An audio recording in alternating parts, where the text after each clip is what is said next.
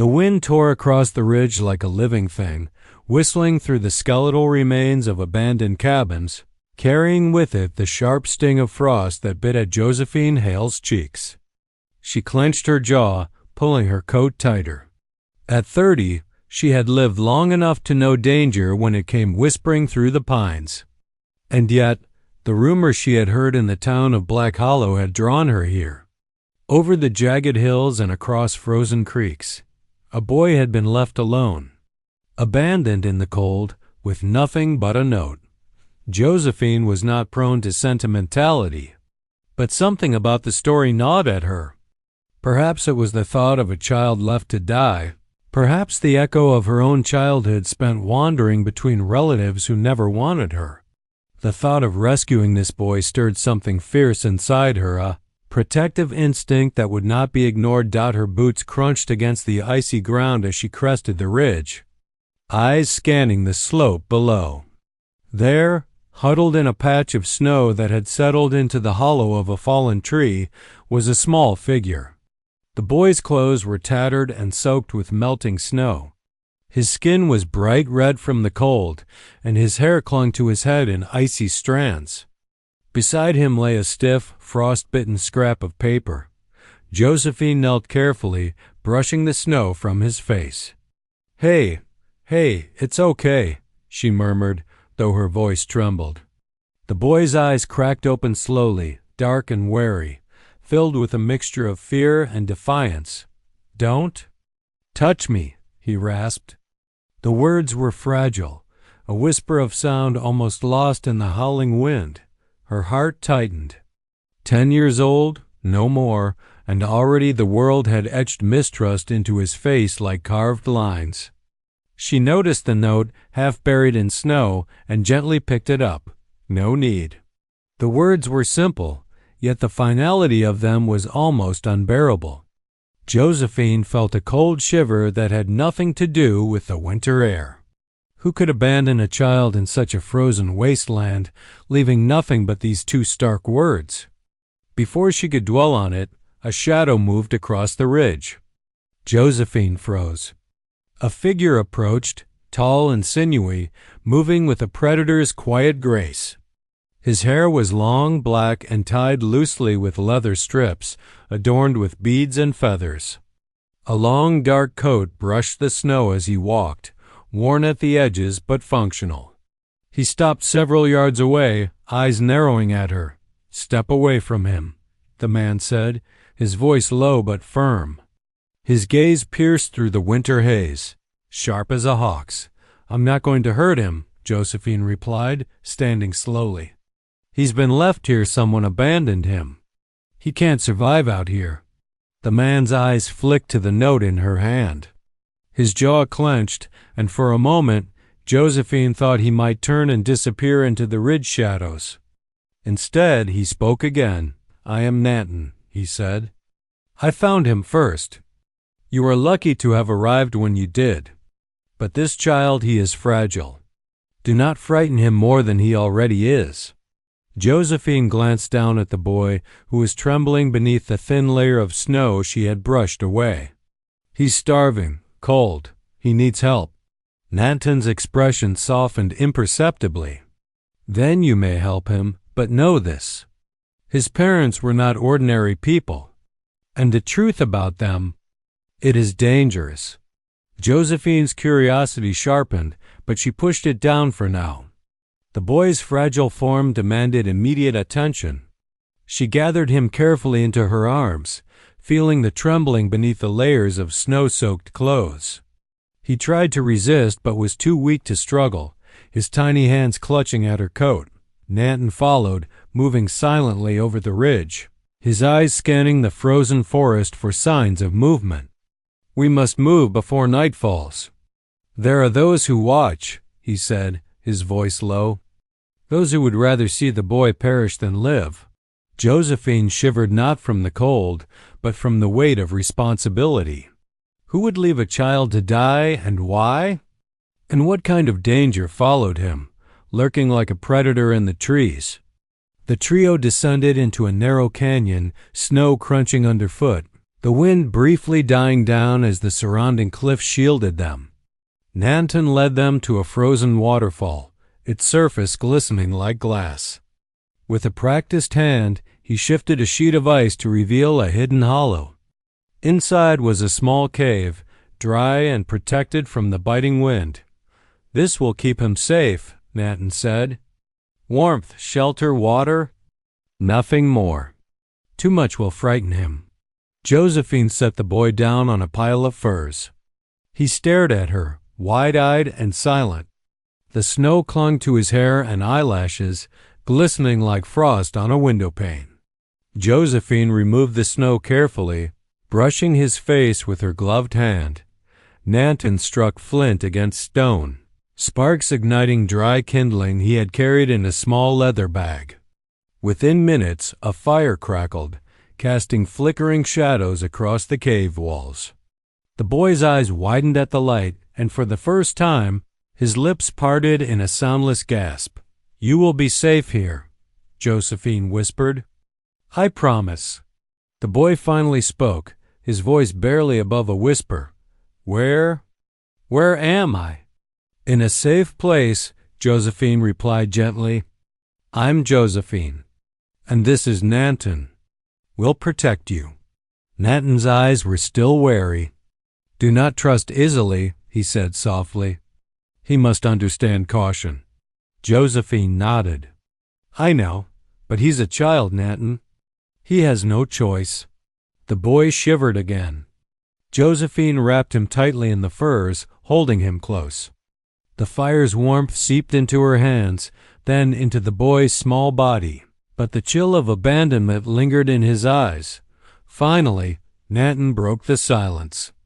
"You must know why I sought him first. His parents. They belonged to men who dealt in blood and gold. Men whose names you would not dare speak aloud for fear of what might follow. They left him with nothing but this note. No need." Josephine's hands tightened around the boy. "How could they? Why?" Nantan shook his head, gaze distant. "Because they feared him, or feared the world would take him from them. Either way, they abandoned him. And there are those who would finish what they started." Josephine felt a chill run deeper than the cold air outside. Somewhere beyond the ridge, beyond the canyon, unseen eyes followed them. The thought made her stomach twist, but she could not show fear, not now. Not to the boy. Night fell quickly in the winter hills, turning the snow into a cold silver sea. The fire in the cave flickered, casting long shadows. Josephine stayed awake, keeping watch over the boy, feeling his small, uneven breathing against her chest. She thought of the life he might have had, the love that should have held him, and the cruelty that had left him alone in the snow. Nantan sat quietly, staring into the fire. "We must leave before the trackers come," he said finally. "And when we leave, you must follow my instructions without hesitation. His survival depends on it." Josephine nodded, her resolve hardening. "I will do whatever it takes. He won't die here. Not while I'm alive." The boy murmured something in his sleep, curling closer to her. Josephine brushed the hair from his eyes, feeling a mix of fierce protectiveness and despair. She did not know his name or the full story of his parents. But she knew this. She would not let the shadows that abandoned him claim him now. And outside? Across the frozen hills, the wind continued to howl, carrying with it whispers of danger, secrets, and a past that refused to stay buried. Josephine woke to the crackle of the fire, the boy still curled beneath her arms. His breaths were shallow but steady, the warmth from the furs beginning to chase away the frost from his tiny body. Outside, the wind had quieted, leaving only the eerie stillness of the frozen forest. Nantan was already awake, sitting cross-legged by the fire, his dark eyes scanning the shadows as though he could see through them. "Morning comes too quickly in winter," he said quietly, his voice carrying a weight of caution. "We cannot stay here longer than we must. They will find tracks, and they will follow. Josephine rubbed her eyes and looked at Eli. His small face was pale but less red now, the snow melting from his hair. "He's safe for now," she murmured. "But where do we go?" Nantan stood, gathering his belongings silently, moving like a shadow among the firs. "There is a village across the frozen river," he said. "It is small. Few people, but it is hidden and they will not be traced there easily. We move before the sun is high." Josephine hesitated. The idea of traveling across a frozen river in midwinter seemed perilous, but she trusted Nantan's judgment. He knew these lands as if they had been carved into his memory. She wrapped Eli tighter in her coat and nodded that the journey began cautiously. Nantan led, Josephine followed, and Eli, though still weak, walked beside her, clutching her hand as they traversed a path through snow-laden pines and frozen gullies. The forest was quiet, almost unnervingly so. Every creak of ice and snapping of branches made Josephine tense. She felt the weight of unseen eyes as though danger lurked behind every tree. "Tell me his name," Josephine said finally, her voice low. Nantan glanced back at her. "He has no name. Not one he can claim yet." Josephine frowned. "We can't keep calling him the boy. He's real, Nantan. He deserves a name." The boy stirred at her words, looking up at her with wide, wary eyes. "Eli," he whispered, barely audible. "Call me Eli." Josephine smiled softly, brushing his hair from his eyes. "Eli it is, then." They moved in silence, following the ridge that sloped downward to the frozen river below. The ice was thick but uneven, with cracks and hidden weak spots. Nantan tested each step before he allowed Josephine and Eli to follow. Every movement was careful, precise, as though the ice itself were a living threat. Halfway across, a sudden groan echoed beneath them. Josephine froze. Eli gasped, clutching her coat. Nantan's hand shot out, steadying both of them. "Step lightly," he murmured, and led them to a safer patch. The ice trembled faintly, a reminder of how thin safety could be.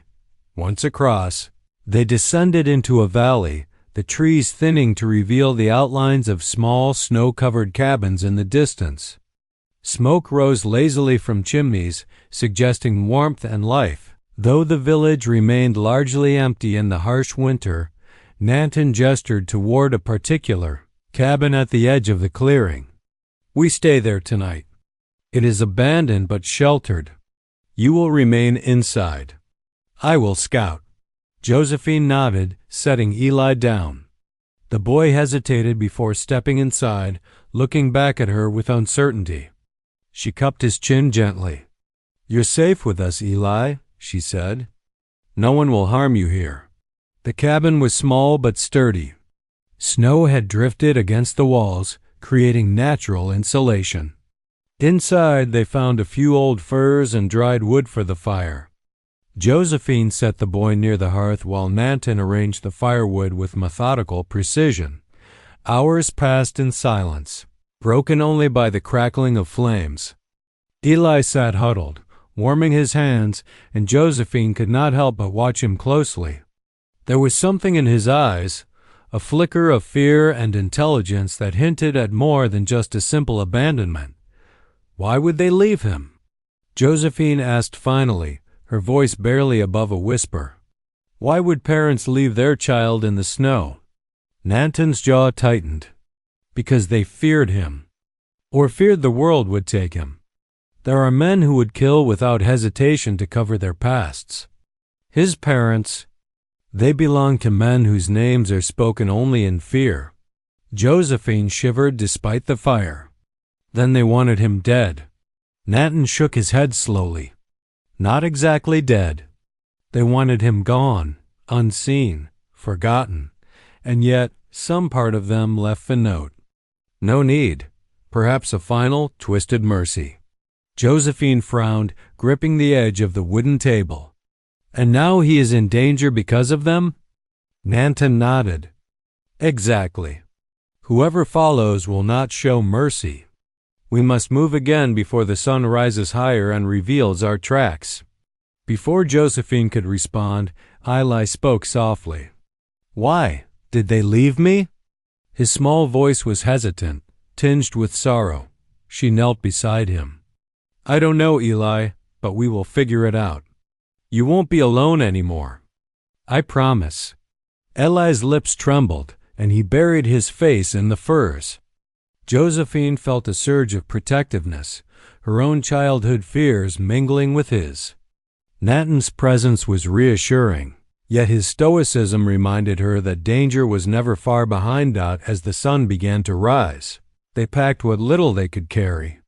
Nantan moved ahead, scouting, while Josephine lifted Eli, holding him as they carefully made their way along the edge of the forest. The landscape changed gradually, revealing rocky hills and frozen streams. The cold was relentless, but Josephine's determination burned hotter. She could not allow Eli to suffer as she had once suffered. Midday brought movement in the distance. Josephine froze, squinting through the pale winter sun. Shadows moved along the ridges, a group of men, mounted on horses, their silhouettes jagged against the snow. Nantan's hand shot up. "Tracks of pursuit. They are close. Faster now." Josephine clutched Eli tighter. What did they want from him? Nantan's eyes were hard. Everything his parents left behind. Blood, money, secrets. They will kill anyone who stands in their way. The group of men drew closer, and Josephine could see rifles glinting in the sunlight. The air grew tense, the wind carrying the metallic scent of impending violence. Nantan moved like a shadow, leading Josephine and Eli down a narrow gully, the rocks providing cover. They crouched behind a boulder as the men passed, unaware of their presence. Josephine's heart pounded. "They didn't see us?" Nantan shook his head. "Not yet. But we cannot linger. We must keep moving." Hours passed in stealth, climbing and descending, following paths only Nantan knew. Eli grew tired, his small frame sagging against her. "I'm scared," he whispered, voice muffled against her coat. Josephine held him close. "I know, Eli, I know. But we are together. And we are going to get through this." By late afternoon, they reached a ridge overlooking a frozen lake. The sun was dipping below the horizon, casting long shadows across the ice. Nantan studied the far shore, then nodded. "We cross there. It is safer than following the trail through the valley. Few dare this path, especially in winter." Josephine helped Eli to his feet. His legs were stiff, but he moved with her guidance. They began the slow, careful descent toward the lake. The ice groaned beneath their weight, but Nantan led them steadily, testing each step. Josephine kept her heart in her throat with every subtle crack. Halfway across, Eli stumbled. Josephine caught him, and the ice shuddered faintly. "Careful, Eli. Just a little further," she urged, her breath forming clouds in the frigid air. Finally, they reached the far shore. Josephine sank to her knees briefly, relief flooding her. Nantan scanned the horizon, ensuring they were not followed. "We are close," he said quietly. "The village is just beyond the next ridge. You will see shelter soon." Eli's eyes widened at the thought of warmth and safety. For the first time in days, he smiled faintly, a fragile light in the shadow of his fear. Josephine hugged him tightly, feeling a glimmer of hope dot as night fell. They approached the village. Smoke rose from chimneys and faint lights glimmered in the windows. Nantan motioned for silence. "Stay close. Do not speak until we reach the safety of the main cabin. Trust no one until you are inside." Josephine nodded, holding Eli's hand as they followed Nantan into the small cluster of buildings. For the first time since finding him in the snow, she allowed herself a sense of cautious relief. But the memory of the note, the shadows that had pursued them, and the danger that still lurked reminded her that their journey had only just begun. The village beyond the ridge seemed almost too quiet, the kind of stillness that made Josephine's skin prickle with unease. Smoke curled lazily from a few chimneys, but the houses themselves looked abandoned, frost clinging to their timbers like icy armor. Nantan moved with his usual silent authority, leading Josephine and Eli along the narrow paths between cabins. The boy's small hand was buried in Josephine's coat, fingers gripping tightly as if afraid she might vanish. "Stay close," Nantan whispered. "We do not know who may be watching." Josephine nodded, tension tightening her shoulders. She had never seen a place so still, yet so alive with hidden danger. Every shadow seemed to move. Every creaking timber suggested eyes hidden in the dark. She pressed Eli closer, sensing that his fear was feeding into hers. Finally, they reached a larger cabin at the center of the village. Nantan paused, listening. Then he carefully pushed the door open. Inside, a small fire had been left smoldering, and supplies, dried meat, blankets, a kettle were neatly stacked. "This place has been prepared," Nantan said quietly. "Someone knew we would need shelter. We are safe for now, but not for long. We must plan our next move carefully." Eli sank to the floor, shivering and exhausted. Josephine knelt beside him, pulling a blanket around his shoulders. "You're safe, Eli," she murmured.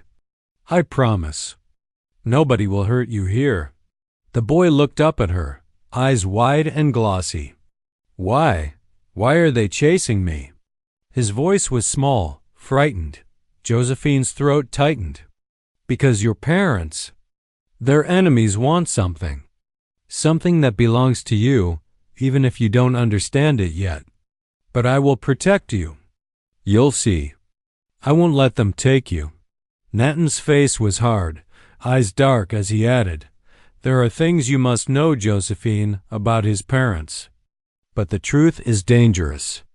Only when he is ready and we are safe will he understand." Josephine's jaw tightened. He deserves to know now. He deserves to have a chance to understand. Nantan shook his head. Not yet. Knowledge now would make him vulnerable. "Trust me, Josephine. Timing is everything." Hours passed in tense silence. Josephine prepared what little food she could find in the cabin, boiling water and warming dried meat. Eli ate slowly, his small hands trembling as he clutched the food. The boy was fragile, and Josephine realized the full weight of responsibility she carried. He had survived abandonment and near death in the snow. Now in the stillness of this village, he was beginning to heal, but the danger was far from over. That night, the wind picked up, rattling the wooden shutters and carrying an eerie wail through the village. Josephine could hear Nantan moving outside, his footsteps light against the snow. She shivered, feeling the cold seep into her bones despite the warmth of the fire. Suddenly, a sharp sound echoed through the village, a twig snapping beneath a boot. Josephine froze, heart hammering. She instinctively pulled Eli close. Nantan's deep voice cut through the tension. "Quiet, stay down." Through the small window, she saw a shadow move along the snow-covered ground. Men. They were mounted, rifles slung across their shoulders, scanning the village. Josephine's stomach clenched. They had found them. Nantan moved to the door, opening it slowly, and gestured for Josephine and Eli to follow. Outside, the air was sharp and biting, and the snow underfoot had turned into icy crust. He led them to a concealed path behind the cabins, narrow and overgrown, barely visible through the snow. "We must move quickly," he whispered. "They will not linger if they believe we are gone." Josephine followed, carrying Eli, her eyes darting to every shadow. She could hear the hooves pounding in the distance, men shouting commands to one another. The sound sent a shiver through her spine. Nantan guided them to a frozen creek, its waters hidden beneath a thick layer of ice. He tested each step, leading them safely across. On the far bank, They emerged into a small clearing where the trees were dense, snow-heavy on the branches. Josephine set Eli down, letting him walk a few steps, though his legs were unsteady. "Almost there," she whispered, brushing snow from his coat. For hours they traveled through the dense forest, avoiding open areas and making their way to higher ground. Nantan moved ahead, always alert, while Josephine struggled to keep Eli's spirits from faltering. The boy was silent, but his eyes were sharp, constantly scanning the trees, absorbing every movement. Josephine realized that in his silence he was learning to survive. As dusk approached, they reached an abandoned watchtower perched on a rocky outcrop. Nantan helped Josephine and Eli inside. The tower was old, wooden planks creaking under their weight, but it offered an unparalleled view of the valley below. Smoke from the pursuers' campfires glimmered faintly in the distance. Josephine peered through the gaps in the wood. The men were organized, their movements precise as if they had tracked Eli before. Her stomach churned. "How can they know where he is?" she whispered. Nantan's jaw tightened. "They have means beyond sight. These are men of power, men who would kill without hesitation. They know his bloodline. They know what is at stake. They will not stop until they have him or until he is dead." The weight of his words pressed down on Josephine. She had saved him from the snow, from near death, but she realized now that survival was only the beginning. The danger was vast, and their path forward was fraught with peril. Night fell fully, and the stars were hidden behind clouds, leaving only the pale glow of the moon. Josephine wrapped Eli in furs, sitting close to him for warmth. "We're safe here for a while," she said softly. "But we need a plan. We can't keep running blindly." Nantan sat across from them, silent, his eyes reflecting the firelight. After a long pause, he spoke. "There is a man who can help. He knows the paths, the hiding places. But reaching him will not be easy. And he does not take kindly to strangers. You must be ready for that." Josephine nodded, determination settling in her chest. "I'll do whatever it takes. We can't let them take him. Not after everything." Eli, half asleep, murmured something that made Josephine's heart ache. "I don't want to be alone again." "You won't be," she promised, holding him closer. "You're never alone now." The wind outside rose again, rattling the tower. Nantan stood, moving to the narrow window. "They are not far behind. We must leave before dawn. Every moment we wait, they close the distance. You must be ready, Josephine. There will be no room for error." Josephine's hands tightened on Eli's shoulders. "I'm ready," she said, though a part of her still trembled at the thought of the chase to come. Through the night, they rested as best they could. Nantan kept watch, listening, watching, waiting for the slightest sign of movement. Josephine felt the weight of responsibility pressing down on her like a heavy stone. She had saved him once, but now the real test lay ahead. Survival was no longer just about warmth and food. It was about outwitting men who would kill without remorse. As the first hints of dawn colored the sky, Nantan roused them. "We move now," he said, quietly, swiftly. "Follow my lead and do not speak. One mistake and we may not see the sunrise again." Josephine gathered Eli, wrapping him tightly. The boy leaned into her, shivering. "I'm scared," he whispered.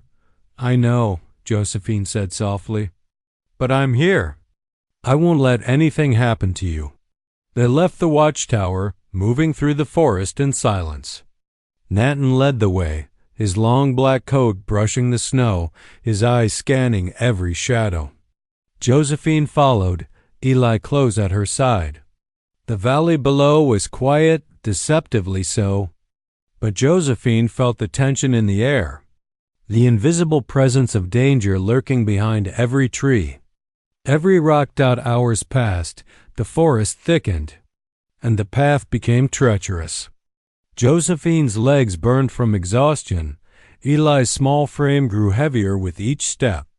But the thought of Eli's parents, the note, and the men who pursued them pushed her forward. She could not fail him. Not now, not ever. As dusk approached once more, they reached a bend in the trail where the forest opened into a frozen clearing. Nantan stopped, crouching behind a boulder. Through the dim light, they saw their pursuers moving in formation, rifles ready, eyes scanning. Josephine felt her heart leap into her throat. They were close. Too close. Nantan whispered, "We will need to divide and confuse them. Trust me." Josephine nodded, gripping Eli's hand. Fear mingled with determination. The next move would decide their fate and Eli's future. The frozen clearing stretched before them, pale in the weak light of dawn. Josephine crouched behind the boulder, Eli clinging to her side, shivering despite the layers of furs. Nantan's eyes were fixed on the ridge where the pursuers had camped the night before. Their formation had shifted, and now the men were spread along the trees, searching, rifles in hand, alert and dangerous. Josephine's heart pounded. She had grown used to fear over the past days, but this was different. This was a tangible, immediate threat. "How will we get past them?" she whispered, her voice tight. Nantan's dark eyes scanned the clearing, calculating. "We will divide them," he said quietly. "I will draw their attention. You take Eli and move along the creek. There is a hidden path beneath the ice. It will lead to safety, but you must not stop. Do you understand?" Josephine nodded, gripping Eli tightly. "I understand." Eli's small hands gripped her coat. "I don't want him to leave," he murmured, his voice trembling. "You won't be alone," Josephine said softly, pressing a kiss to the top of his head. "I'll be right here. We just have to trust Nantan."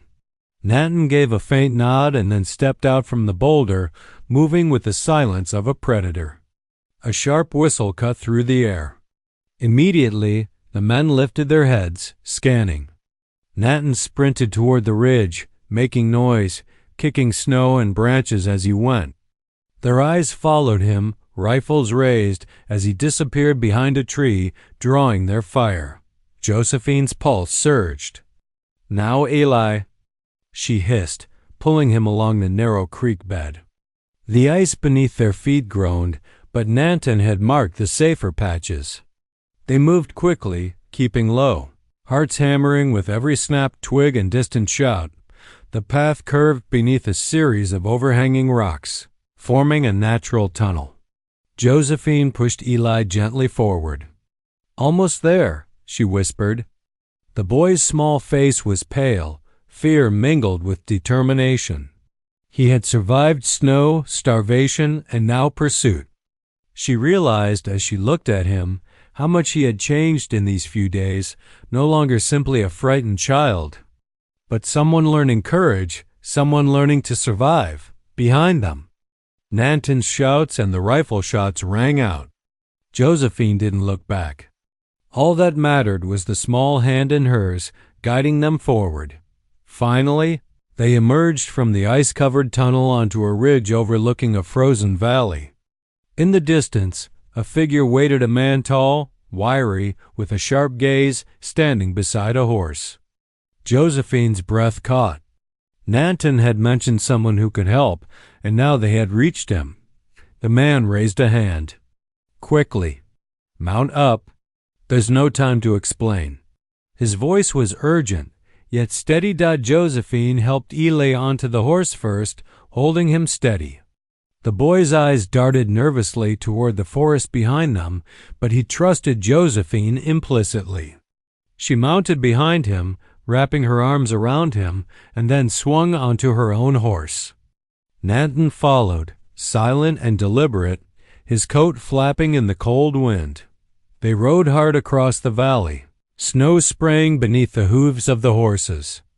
Behind them, the shouts of the pursuers grew faint, swallowed by the vast winter landscape. Josephine held Eli close, feeling his small frame relax as the danger began to recede. Yet she knew the story was far from over. That night they camped in a hidden hollow, the horses hobbled and tethered to trees. The man who had helped them introduced himself as Micah, a former scout and tracker who had known Nantan's people. He had agreed to shelter them, understanding the danger that Eli carried Dot by the fire. Josephine finally allowed herself a moment of rest, the tension of the past days weighing on her. Eli sat close, his head against her shoulder, exhausted but safe. Nantan was nearby, silent, watching the perimeter with vigilant eyes. Josephine looked at him, hesitating. "Nantan, I need to know. Who were his parents? Why would they leave him like that?" Nantan's expression was grave, his eyes reflecting the firelight. His parents. They were caught in the dealings of men far more dangerous than you or I, men who trafficked in gold, power, and blood. They had influence and enemies who would not hesitate to kill to protect their secrets. When Eli was born, they realized their enemies would use him as leverage. They left him to protect him. In a twisted way. Josephine's hand tightened around Eli's. They thought abandoning him would keep him safe? "Yes," Nantan said, his voice low. "But they underestimated the cruelty and persistence of those who follow for power." That note, "no need," was their last message, a warning and a final hope that someone would care for him instead. Eli looked up, eyes wide. "So, they weren't bad." His voice was small, uncertain. "Not entirely," Josephine said softly, brushing his hair back. "But they made a mistake. They left you alone. And that's why I'm here. And Nantan is here. We will make sure nothing hurts you again." The boy's lips trembled, and he leaned against her, the tension in his body slowly melting away. Josephine felt a mixture of relief and sorrow. The truth had been harsh, but now he understood. And the knowledge gave him power instead of fear. The following days were spent traveling carefully with Micah and Nantan, evading the last traces of Eli's pursuers. The landscape shifted from frozen valleys to forests thick with pines, rivers partly thawed with the coming of spring, and rocky hills that offered concealment. Josephine noticed how Eli began to smile more, how he laughed quietly at small things, a rabbit hopping across the snow, the echo of Nantan's voice recounting stories of the mountains. The boy was healing physically and emotionally. One evening, as they camped beneath a cliff overhang, Eli asked quietly, "Will I ever see them again?" Josephine paused, looking into the boy's eyes. "Maybe, but you have a choice now, Eli. You don't have to be part of the world that left you behind. You get to decide who you trust, who you love, and what your life will be." Nantan nodded beside her. "He is strong. He will survive. But his strength comes from those who care for him, not those who abandoned him." The final confrontation came sooner than expected. Word had reached Nantan that the men pursuing Eli had traced him to a small trading post beyond the next ridge. Nantan, Josephine, Micah, and Eli rode through the night, arriving at dawn to see the men waiting, confident, rifles aimed. Nantan rode forward, calm and composed. "Eli is under my protection. Leave now, and no harm will come to you. Persist, and you will regret it." The leader of the pursuers sneered. "You cannot hide a child from men who want what's theirs. That boy belongs to us." Josephine's eyes blazed. "He belongs to no one but himself, and no one will take him again." A tense silence fell. Then, without warning, Nantan and Micah moved like lightning, disarming the men with precision, their rifles and movements practiced and deadly. Josephine held Eli close, watching as the threat dissolved, the remaining men fleeing into the trees, broken and defeated. Eli's eyes were wide with awe. You saved me," he whispered. "We always will," Josephine said, tears in her eyes. You're safe now, Eli. No one can hurt you again."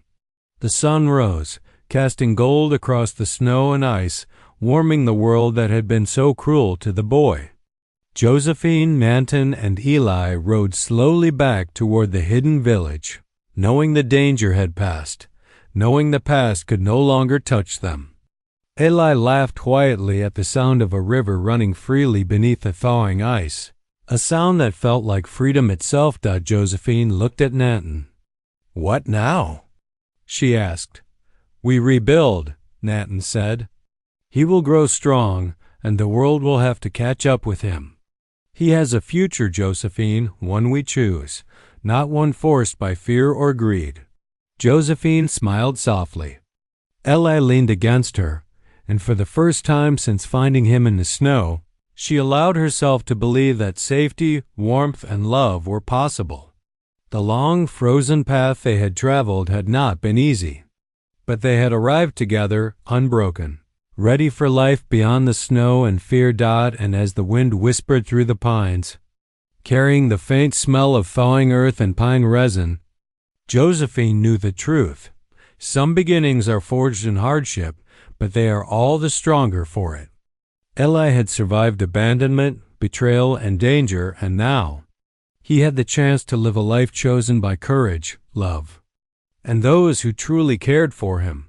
They rode toward the horizon, past the last of the frozen valleys, into a world that would finally allow Eli to grow, to laugh, and to belong.